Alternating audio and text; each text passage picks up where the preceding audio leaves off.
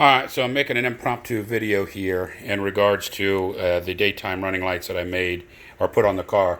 I don't have this on a tripod or anything like that or the microphone, so hopefully you can hear me pretty well. When I put these cheap daytime running lights that also turn into sequential on the turn signal, when I did that, I would get intermittent blinking on my turning signal, the parking light, the corner marker lights, whatever you want to call it. What I assumed is the only thing that was tied into the factory harness as far as power was for the sequential turning lights. That's coming off of green on my 4-pin connector here. Again, you have to take this headlight assembly off to do work to it, so you might as well put a connector in there so you can take things apart. So what I did to alleviate the problem, and so far it seems to work, is I added a diode. Now this is a pretty big diode. It's the only one I have.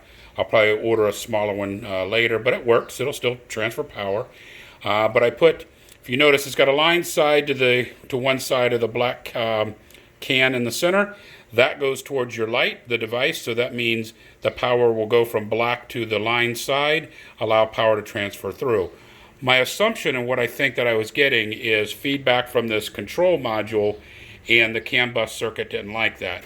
So by putting this diode in there, what I'm allowing it to do is send power from the factory headlight harness to the control module, but does not allow any feedback from that control module at all. Now, I don't know if the feedback's coming from the constant power for my daytime running lights on those little strips, or it's coming from the flashers or the module. So by putting a diode on this one here that connects to the factory harness, that isolated everything outside to prevent any issues.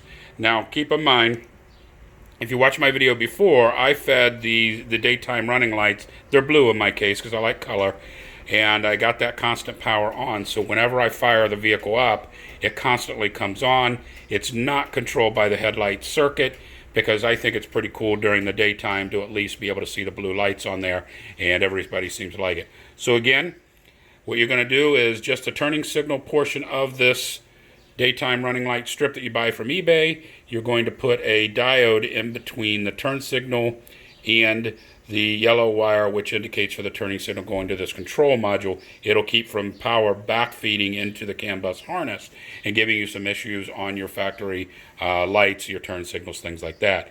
Now, if you happen to tie your daytime running light strip into your wire harness to activate or turn on with the headlights, then you're simply going to have to add a second one of these as well, and you'll add it to the red wire coming out, which is the positive constant, to turn those daytime running lights on. In my case, I didn't do that, so I'm just going to add one diode, and let's see what happens. Alright, got a lot of background noise. It's an active day in the neighborhood today.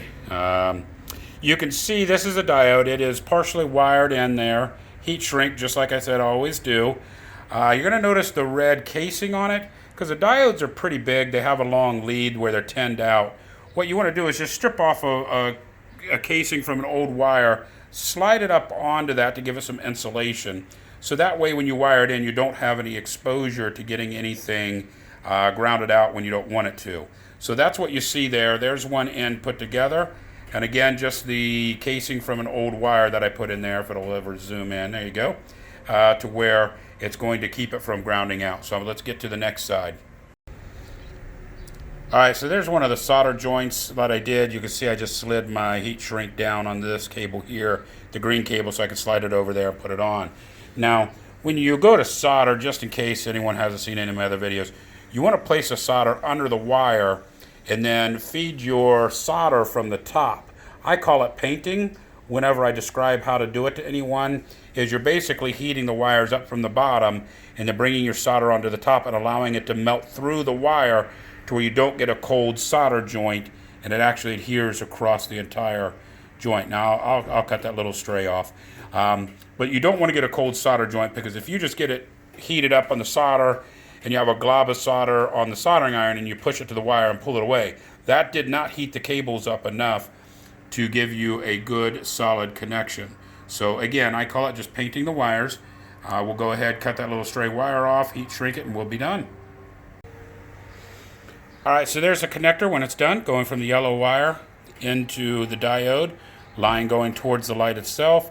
soldered at the end. I'll go ahead and get this all taped up really well to where it stays clean and doesn't get water or anything like that. But that is the circuit that I added to it to prevent any feedback from that control module from these cheap day running lights that you get from eBay.